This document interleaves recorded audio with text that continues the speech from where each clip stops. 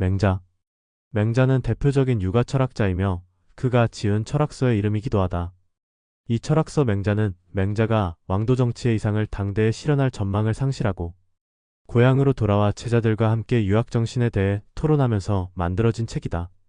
사기의 저자 사마천, 후한의 조기, 남송의 주의 등은 맹자는 맹자 자신이 직접 지은 책이라고 생각했다. 그러나 당의 임신사나 한유, 또 송대의 문헌통고 등은 맹자 사후 맹자의 제자인 공손추와 만장 등에 의해 편집되었다고 주장했으며 현재에는 제자들이 편집했다는 설이 더 유력하다. 맹자의 인생은 공자와 많은 유사점이 있고 한편 공자를 추종하였다. 귀족의 후손이었지만 어렸을 때 아버지를 여의고 편모스라에서 어머니와 가난하게 살았다는 점에서 공자와 동병상련의 소년 시절을 보냈다. 어릴 적 놀 때에도 얘를 흉내내며 놀았다라는 기록부터 시작하여 주유열국과 주유열국을 끝낸 후 말년에는 고향에 돌아와 제자를 양성하고 집필한 것 등이 그 예이다. 다른 점이 있다면 공자와 달리 나도 하고 싶지 않지만 어쩔 수 없이 논쟁을 할 수밖에 없다라 하며 논쟁을 많이 한 점 등의 다른 면이 있다. 주유열국은 공자는 13년 맹자는 20여 년의 기간이며 공자의 경우 상가집에 계라는 기록이 있듯 처량하고 피곤한 여정이었다. 맹자의 경우 비슷한 좌절의 연속이지만 공자에 비하여 당당하고 호연하였던 것 같으며 이 여정을 통하여 당시 많은 제자백과 사상가, 세객들과 논하고 설정과 논쟁을 벌이면서 사상을 심화하고 철학을 완성할 수 있었다.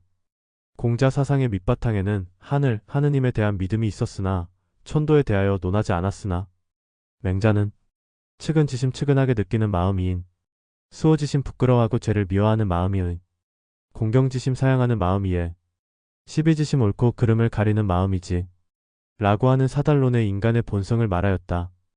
또한 무항산무항심이라고 경제적으로 안정되지 않으면 사회에 안정도 없다. 항상 바른 마음을 가질 수 없다이란 경세론도 말하였다. 성선지서를 논하고 하늘이 명해준 것이 성이여 성을 따르는 것이 도, 도를 닦는 것이 교라하고 종국의 공자의 유교를 학문적으로 체계화하였으며 형이상학적으로 끌어올렸다.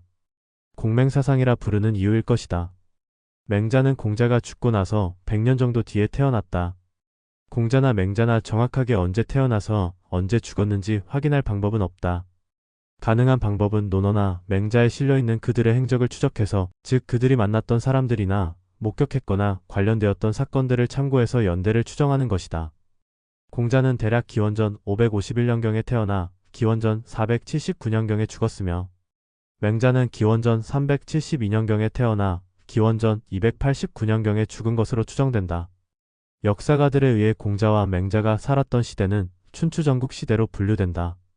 공자는 춘추시대에 살았으며 맹자는 전국시대에 살았다. 춘추시대는 기원전 770년에서 기원전 403년까지이며 전국시대는 기원전 403년에서 진나라가 천하를 통일하기 전인 기원전 222년까지다. 기원전 770년은 주 왕실이 견용이라는 종족에게 쫓겨 수도를 동쪽인 낙양으로 옮긴 해이다. 그 전까지 중국은 주 왕실을 중심으로 많은 봉건국가들이 위성처럼 분립해 있었으며 이들은 혈연과 제사와 군사에 의해 주 왕실에게 종속되어 있었다. 주 왕실이 동쪽으로 천도할 즈음을 전후해서 이러한 봉건제는 붕괴되기 시작했다. 춘추시대는 패자들의 시대였다. 패자는 주 왕실의 명목만은 존중하면서 실상은 무력으로 다른 제후들을 정복했고 그럼으로써 천하를 다스렸다. 차례로 천하를 체패했던 제나라의 황공, 송나라의 양공, 진나라의 문공, 진나라의 목공, 초나라의 장왕은 오패로 불린다.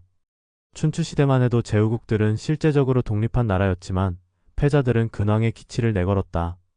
전국시대에 들어서면 주나라는 거의 존재감을 상실하고 제후들도 더 이상 근왕의 명분을 필요로 하지 않았다. 춘추시대에 170여 개에 달했던 제후국들은 동맹과 연맹의 결성, 외교적 군사적 전쟁을 통해 7개의 제후국으로 정리되었다. 즉 전국칠홍이라 불리는 한, 위, 조, 연, 제, 초, 진이 이들이다. 이들은 천하를 체패한다는 한 가지 목표를 두고 양육강식의 전쟁을 전개했다. 공자는 주 왕실 중심의 봉건제를 이상적인 제도로 생각했다. 공자를 시조로 하는 육가의 눈에서 보면 이러한 춘추전국 시대는 인륜이 무너져가는 윤리정치적 혼란기였을 뿐이지만 객관적으로 보면 철기와 우경의 보급으로 인한 생산력의 증대와 함께 문화면에서도 비약적인 발전이 이루어진 시대였다.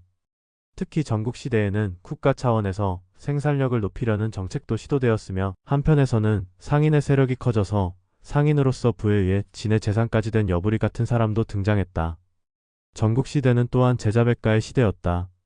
사회의 혼란 속에서 어떻게 살아갈 것이며 어떻게 세상을 구제할 것인가에 관한 각종 사상이 태어났으며 사상을 통제할 권력이 존재하지 않았으므로 중국 사상사에서 가장 자유롭고 다채로운 논쟁이 전개된 시기였다.